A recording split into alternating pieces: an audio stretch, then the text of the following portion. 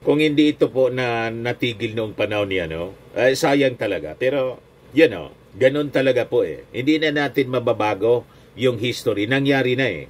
Importante, binalikan natin. Di ba? Na magpalakas po tayo. Napaka-importante po yung defense na nating bansa. Pag hindi po, we will cease to exist as a nation, as a country. Talagang palakpakan yung mga Chinese na gusto tayong gawing province. Ito naman po yung bago naming product na binibenta online. iGlow Serum, whitening po siya. Tingnan ninyo yung epekto sa aking anak na architect before and now. Yung mga inquiries po ninyo, dumiretso na lang kayo sa kanyang Facebook account, Riz Maravillas. Last day ng filing ngayon mga kababayan, ang binabantayan kung sino yung magiging kalaban ni Digong sa Davao. Kung si Migs Nograles or si Carlo Nograles.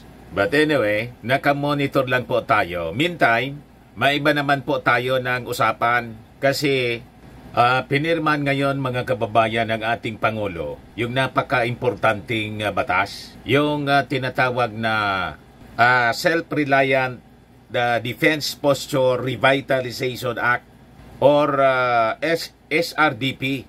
Ito yung batas mga kababayan na magpapalakas sa ating local production po. Dati na kasi tayong mayroon ito noong panahon ng dating Pangulong Ferdinand Idralin Marcos. Nakadevelop na sana tayo ng mga missiles noon. May local production tayo ng mga armaments. Kaya lang, natigil po. Naisahan po tayo ng China na iluklok yung Chinese president.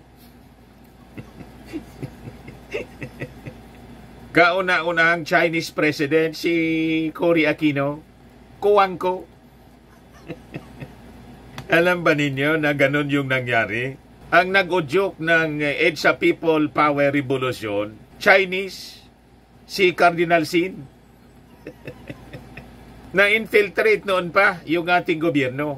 Pinalayas yung, lagi kong kinikwento sa inyo, pinalayas yung base militar.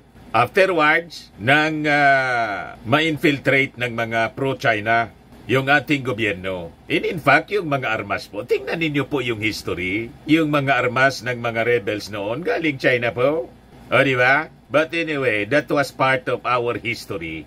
Kaya, we have to learn from our experience, from our mistakes. At ngayon nga po, pasalamat tayo kasi finally, napirmahan ng ating Pangulong Bongbong Marcos itong napaka-importanteng batas. Ayan po, Marcos signs law to boost self-reliant Philippine defense posture para hindi po tayo umaasa na lang po sa mga armas na galing sa ibang bansa. Galing Amerika, binili natin sa Japan, South Korea, kung sino-sino pang mga suppliers, Israel, lalo't mga kababayan na palapit po ang conflict. The last conflict in the world. Alam ba ninyo na ganon ang sitwasyon ng ating mundo? We are on the brink of World War III. Kaya lang Mr. Maravillas, di kaya masyado ng late itong ating ginagawa ngayon. May kasabihan po tayo, better late than never. Tama po? Di baling late, basta at least makapagsimula tayong muli. Kasi habang dumarami po ang conflict sa iba-ibang regions in the world, iba-ibang bansa, siyempre, yung mga suppliers natin ng armas for our defense ng ating bansa, ang priority niyan, yung sarili nila, alangan man ibenta sa ating lahat. Isa pa, buti kung may pambili tayo na maraming pera. Pero kung tayo mismo ang mag-engage in the business of yung manufacture ng mga armas for our defense, wala man tayong intention to threaten our neighbors. Baka mag-react na naman yung mga neighboring countries natin, lalo yung China. Sabi nga natin, sila hinayaan natin na mag-modernize ng kanilang armas, lalo yung China. Di man tayo nagre-react. Tayo po may karapatan din dito na palakasin ang ating defense. So comes now mga kababayan, this law, the importance of this law, na kahit nga sabi natin, parang late na. Dapat noon pa to. Kaya lang, ginatungan yung political conflicts dito sa ating bansa. Ang China yung pasimuno po. Nagkagulo-gulo yung politika natin. Ayon, nalampasan tayo ng mga neighbors, lalo po ng China, sa pag-develop ng defense. Kaya wag na tayong pauulit. We do our thing, mga kababayan dito. Karapatan natin ito. Lalo threatened yung ating sovereignty, yung ating territory, mga kababayan. But before ko ibigay sa inyo yung kwento, click subscribe muna dito sa ating YouTube channel and hit the notification bell para lagi po kayong updated sa mga kaganapan dito sa ating bansa. Like and share na rin po ninyo ng ating video. At huwag na rin po ninyo na skip yung ating mga commercial ads para tuloy-tuloy lang ang pag-unlad ng Bagong Pilipinas. Itong ating programa, mga kababayan, atid sa inyo nitong ating mga sponsors. Firmax Firming and Lifting Cream. Pinapay po sa mga pulses in affected area. Mainam po ito sa mga pains at paninigas ng mga kaso-kasuan. Ito sa mukha naman yung application, anti-aging, Automax po siya. Ito ay Glow Zero, mga kababayan. Whitening po siya. Made in South Korea. Ito naman po, Nengxia Red Mix Fruit Drink. Gawa po siya sa goji berry. May anti-cancer properties po siya. At sa mga naghanap po ng malinis and spacious fitness gym, pumunta lang po kayo sa aming Colossal Fitness Gym. May Grab car rental din po kami. At bills payment po sa aming office. At saka sa mga mahilig po sa mga imported bags, manood po kayo sa live selling ni Madam Aileen Rosales sa kanyang Aileen Closet po. Pati mga shoes, ito yung kanya po. Ito yung kanyang page. Kita ninyo, napakagandang mga online selling po siya. Si Madam Aileen Rosales. Cellphone number niya po, 773-798-7816. So balikan natin ang ating napaka-importanting kwento po. So pasalamat tayo, mga kababayan, na we have our president na tulad ng ating Pangulong Bongbong. Visionary po siya. Alam niya kung ano yung direksyon ng ating mundo. Pagulo ng pagulo po ang ating mundo. At yung mga suppliers natin ng armas, tulad ng Amerika, Japan, pati India, may kanya-kanya naman sila pong problema. Pati Israel, lalo na po sa Israel ngayon, matindi po ang nangyayaring labanan sa Israel. Israel is fighting a 7-front war. At yung pinag-iisipan nilang mabuti ngayon, kung sasalakayin nila, mga kababayan, yung nuclear facilities ng Iran.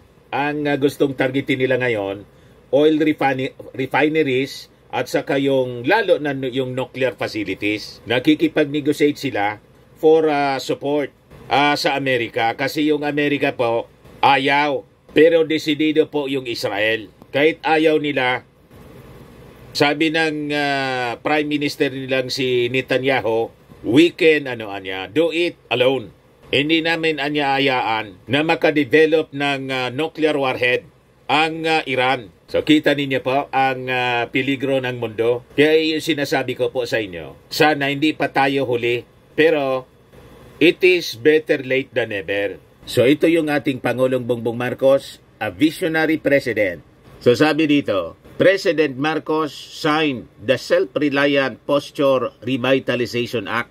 Ngayon pa lang po, which aims to develop the country's defense industry by creating ways to boost the local production of defense equipment like material and bullets. Kung hindi ito po na natigil noong panahon niya, sayang talaga. Pero, ganun talaga po eh. Hindi na natin mababago yung history. Nangyari na eh. Importante, binalikan natin. Di ba? Na magpalakas po tayo. Napaka-importante po yung defense na nating bansa. Pag hindi po, we will cease to exist as a nation, as a country. Talagang palakpakan yung mga Chinese na gusto tayong gawing province. Lalo pa pag nakapili tayo po ng isang pro-China leader sa 2028. Kaya never again po na madeceive po kayo ng mga propaganda ng mga pro-Chinese politicians. Tama po? Lahat ng mga kaalyado ng mga pro-China Lahat ng mga kandidato nila sa pagka-senador, lahat ng posisyon, nakikiusap tayo. Seryoso yung ating pakiusap. Never vote, mga kababayan. Kaya ako nalulungkot po na hanggang ngayon may sumusuporta pa po, gustong patakbuhin si Alice Goo. Kung hindi mayor, senador na daw. Ganon katindi ngayon, continuation ngayon mga kababayan ng hearing sa Senado. Hindi ko maintindihan kung bakit may mga kababayan tayong ganon. Ganyan ang pag-iisip po. So sabi rito, the SRDP Act was labeled as a priority piece of legislation by the Legislative Executive Development Advisory Council. Last August, the House of Representatives adopted the Bicameral Conference Committee report on the disagreeing provisions nitong House Bill 9713 at Senate Bill 2455 o ito pong proposed SRDP Act. So ito po yung signing ceremony, mga kababayan, na ginawa sa Palasyo Malacanang. O ngayon, pakinggan natin yung naging statement, yung mensahe ng ating Pangulong Bongbong Marcos dito sa signing ceremony na ginawa po sa Palasyo Malacanang.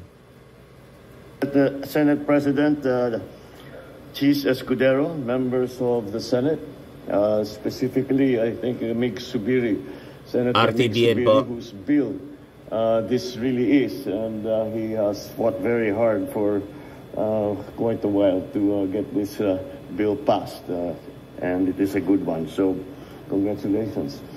House Speaker Martin Romualdez and the members of the House of Representatives here present, National Defense Secretary Gilbert Chodoro, and the cabinet members who magkatabing upuan pala si Super Atit sa si Martin, pero parang hindi nagkikibuan. Our key partners and stakeholders, Chief of Staff General Romeo S. Bronner, and the other service commanders who are here today, my fellow workers in government, ladies and gentlemen, good morning.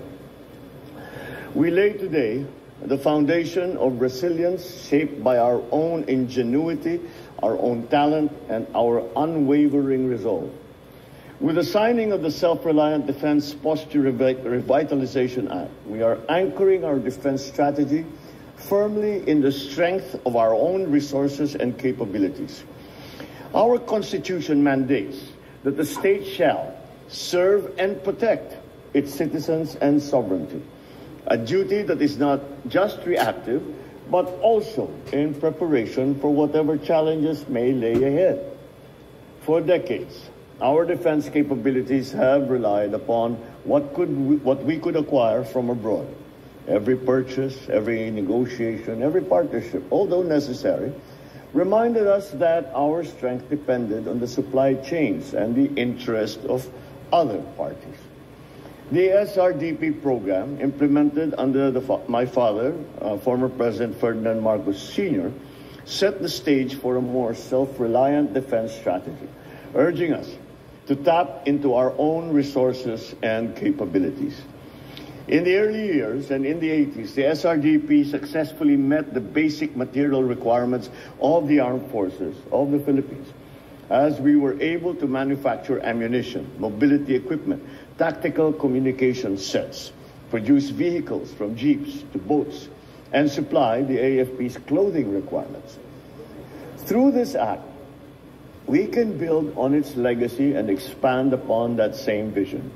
A defense posture that is independent, dynamic, and geared to the future. This law goes beyond the development of weapons or equipment, as it seeks to create a framework that makes us less dependent, more resilient, better prepared. It is a commitment to a long-term growth trajectory for a national defense industry that will support the defense requirements of our country. It's a logical move forward for a country that finds itself at the fulcrum of geopolitical shifts and volatilities. At its core, this act is about cultivating a robust and sustainable national defense industry. It establishes a structured approach to defensive development, starting with research and production capabilities that align our defense sector with our strategic objectives. We will prioritize R&D to develop systems that meet our unique requirements, stay ahead of evolving threats, particularly asymmetrical threats that traditional systems may not be completely equipped to address. The strategy is clear. We start by strengthening the foundations, the research, the production capabilities, and institutional support. Then build upwards, layer by layer, until we have an industry that can stand strong and succeed on its own. By consolidating these efforts under one roof, we aim to ensure that every peso spent and every effort made directly contributes to our overarching goal of self-reliance. The National Defense Industry Development Plan will serve as our guiding document, detailing the principles and goals that will shape our defense sector for years to come. It prioritizes the production of critical defense materiel here at home, from small arms and tactical vehicles to more sophisticated systems. It is about understanding what we need and why we need it, ensuring that every component is purpose-driven and strategically designed. Turning this vision into reality necessitates collaboration across sectors. The government does not do this alone. This endeavor requires the best minds in defense, science and technology, and business, from both practitioners and researchers. By establishing a clear framework to guide public-private partnerships, we are saying to local innovative councils, invention societies, universities, and other learning institutions, it is our chance to contribute to something greater, to help us protect the sovereignty and security of our nation. We will support these efforts through various means, from research grants to infrastructure assistance, because building a national defense industry is as much about enabling as it is about producing. The challenges we face today go far beyond traditional conflicts, and the need to develop technologies that will counter unconventional threats is more crucial than ever. Cybersecurity breaches, chemical attacks, radiological threats. These are more than hypothetical risks, but pressing realities. With this act, we are broadening our perspective on defense. We are not just looking at tanks and rifles. We are building capacities that address these unconventional dangers head-on. This means developing systems and strategies that are reactive and predictive, allowing us to stay a step ahead of those who wish harm to the Philippines. To foster innovation and the development of advanced defense equipment and systems, this law introduces a comprehensive incentive scheme for those who will choose to invest in defense technology and production. These incentives range from tax breaks to government-backed financing. Recognizing the importance of safeguarding the fruits of these efforts, this law prohibits the sale of defense material to private entities. This guarantees that the weapons, the equipment, and technologies that we build will never be turned against the very people that they were designed to protect. At this juncture, I once again would like to acknowledge the hard work of our legislators. We thank you for your determination to ensure the timely passage of this important bill. Your support to align this law with the administration's defense strategy while promoting self-defense reliance is truly commendable. To the private sector, it is an invitation to build an enduring defense industry. To our esteemed research institutions, let your innovations shape our future and propel us towards self-reliance. To our armed forces, understand this. We pledge that the Filipino soldier will be bolstered by the ingenuity and the expertise of the Filipino innovator. So together, let us build a robust defense industry that enhances national security, strengthens defense capabilities, and reinforces economic growth. Let this law lead us to a truly self-reliant defense posture, one that reflects the spirit the skill and resilience of Filipino people. Thank you. Good morning. Mabuhay ang bagong Pilipinas. Ayan po, mabuhay yung ating Pangulong Bongbong Marcos na binigyan ito ng priority. And siguro, dapat mga kababayan, yung ating technology sa defense should be at par with the best in the world. Tulad po ng Amerika at siyempre yung Israel. Pati sa mga training, siguro yung technology ng Israel po, nakita ninyo, kamangha-mangha po, pinaulanan ng mga missiles ang Israel ng Iran. They have the interceptors, mga kababayan.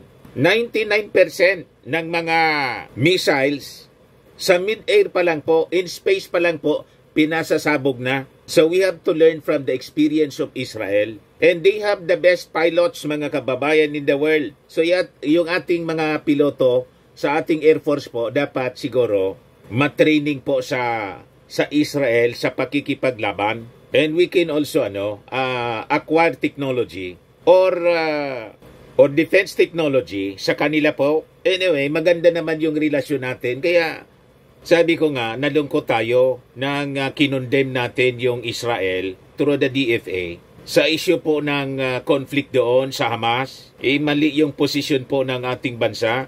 Ngayon po, kahapon o ngayon, anniversary po ng attack sa Israel. Yung October 7 attack, October 8 dito, pero sa kanila October 7 pa lang. Yan countries around the world commemorate the anniversary of Hamas attack on Israel. Yan po. So, kahindik-hindik po ang nangyari doon sa Israel. And sabi nga natin, mga kababayan, the conflict is spreading. And there is a threat of a regional war. Pero sa tingin ng Israel, there is now a regional war. Because they are right now fighting 7 fronts for their survival, mga kababayan. Kung narinig po ninyo yung speech ni Netanyahu, talagang nakakapanindig balahibo po. But anyway, we have to going back dito sa ating bansa, as we strengthen our defense posture, tama itong ginagawa ng ating Pangulong Bongbong. Kailangan nating magpalakas ng ating defense. Because sa totoo lang po, ang mundo po is on the brink of war. Sa totoo lang po, yan sabi dito sa balita. Are we on the brink of World War III? US facing most serious challenging threats since 1945. As Trump warns, world has never been closer to World War III. O kita ninyo, ang mga personalities na yan. Kasama dyan si Xi Jinping, si Putin, si North Korean leader Kim Jong-un, tapos si Netanyahu, Israeli Prime Minister. Basahin natin yung balita dito. O sabi dyan, analysis po ito. The US must increase defense spending to Cold War levels if it is to deal with the growing threat posed by China, Iran, Russia, and North Korea. The latest Commission on the National Defense Strategy report has warned. The chair of the bipartisan group, former Congresswoman Jane Harman, said the U.S. was facing the most serious and most challenging threats since the end of the Second World War, including the real risk of near-term major war. Alam na aware yung ating Pangulong Bongbong Marcos, mga kababayan, sa nangyayari sa mundo. Kaya dali-dali niya po na isinabatas ito, binigyan niyang pinasabatas, binigyan niya ng priority ang Self-Reliant Defense Posture Revitalization Act. Kasi pag nagkagulo-gulo sa iba-ibang parte ng mundo, laging sangkot po yung Amerika, pati yung China, ambisyoso. Mahirapan tayo na makapag-acquire ng ating defense, yung defense requirement natin. So kailangan talaga na umasa tayo sa ating sariling kakayan din. Ito yung ating simula. Kailangang simulan na natin ngayon. Pag hindi, will be overtaken by time. Kasi sabi ko nga kanina, sinong bibinta sa'yo ng armas para sa defense natin na kailangan din nila? Siyempre, unahin nila yung kanilang sarili. Parang yung panahon ng pandemonyum, inuna nila yung kanilang sarili. Ganon talaga sa panahon ng krisis. Sabi dito, China's hostility towards Taiwan, Iran nuclear ambitions, and Russia's invasion of Ukraine all mean the world has never been closer to World War III than we are now, sabi po ni Donald Trump. Kaya nang tanungin nga po si Donald Trump tungkol sa issue yan sa Israel. Donald Trump is supporting the attack against the nuclear facility ng Iran. Kung ngayon sana si Trump, presidente na, kaya lang yung election sa next month, election na po pala. Pero sabi po ng Israel, baka hindi na sila makapaghintay. Titingnan, that's the dilemma of Netanyahu. Kung gagawin na nila ngayon ang pag-atake o iintayin nila na mapalitan yung presidente ng Amerika. Kasi si Biden po ayaw. Si Trump, mas kaalyado si Trump, mga kababayan ni Netanyahu. Sabi ni Trump, do it. Kailang wala pa sa posisyon si Trump. Wala siyang control ng armed forces ng Amerika. So sabi dito, with Israel's invasion of Gaza approaching its 1-year anniversary, ngayon na nga po, October 7 yun October 8 dito sa Pilipinas.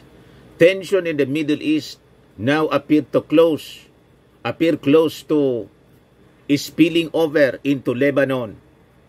Nag-spill over na nga po. Binakbakan yung Lebanon po. Following a series of increasingly deadly exchange between Israel and Hezbollah.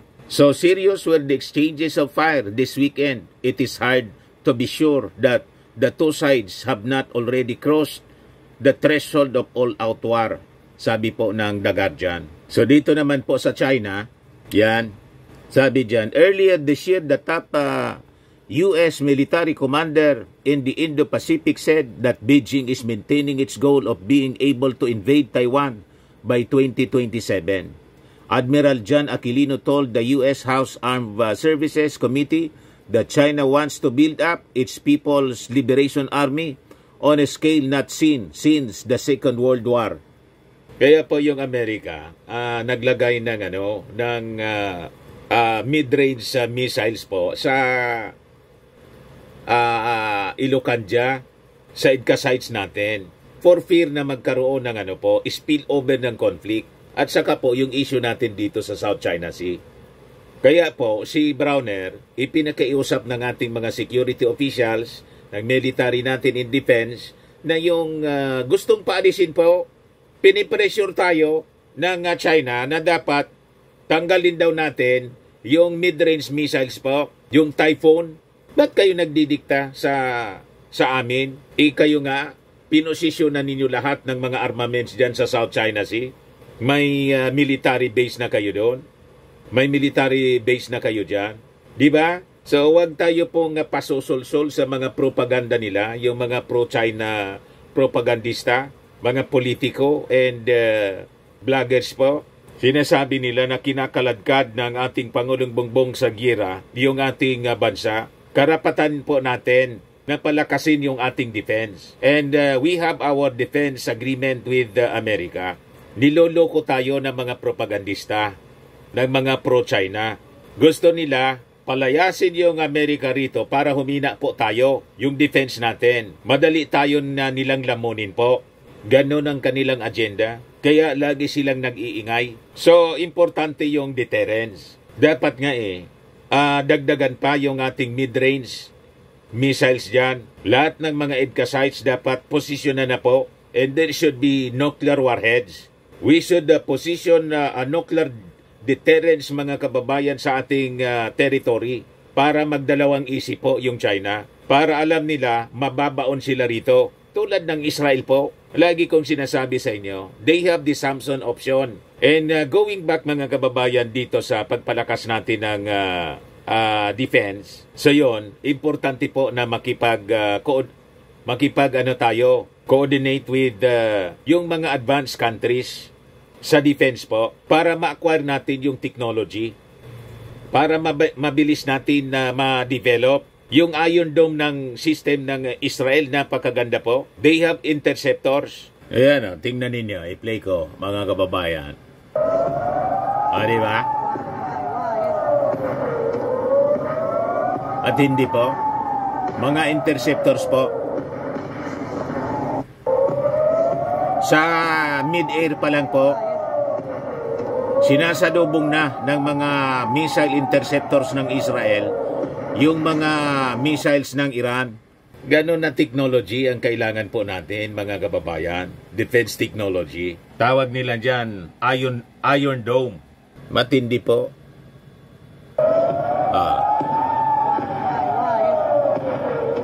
Ganyan katindi, mga kababayan. 95 to 99% yung efficiency niya, success rate ng interceptors.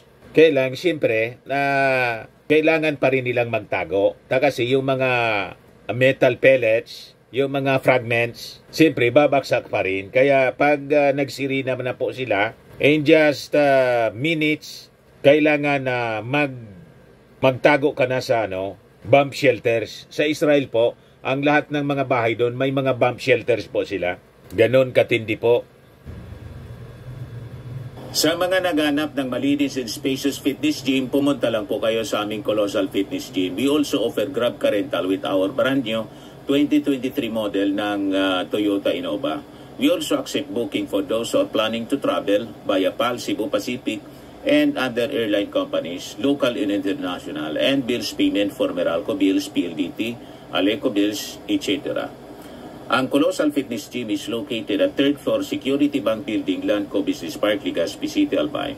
For inquiries, look for Chilon Maravillas. Contact number 0966-802-0949. Yan yung aming Innova. Lagi na pong matao sa amin. Pati mga foreigners po, tingnan ninyo. Mga British tourists sila. Ang lalaki ng katawan na, mga kababayan, nag-gym sa amin. Ito naman po, Indian National. Ito mga mga European sila. Ito naman yung bago naming product na binibenta online, iGlow Serum. Whitening po siya galing sa South Korea. Tingnan ninyo yung epekto sa aking anak na architect entrepreneur, Riz Maravillas. For inquiries, look for Riz Maravillas on FB.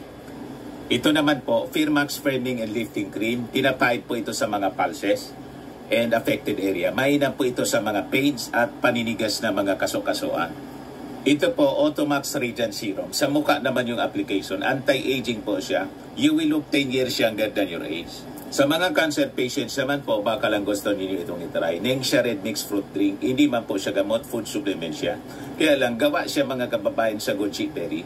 Yung goji berry may anti-cancer properties. Yung mga inquiries ninyo, dumiretso na lang kayo sa aming messenger sa Facebook para masagot namin agad. Ayos po, ako po si Dante Maravillas. Bye-bye. God bless.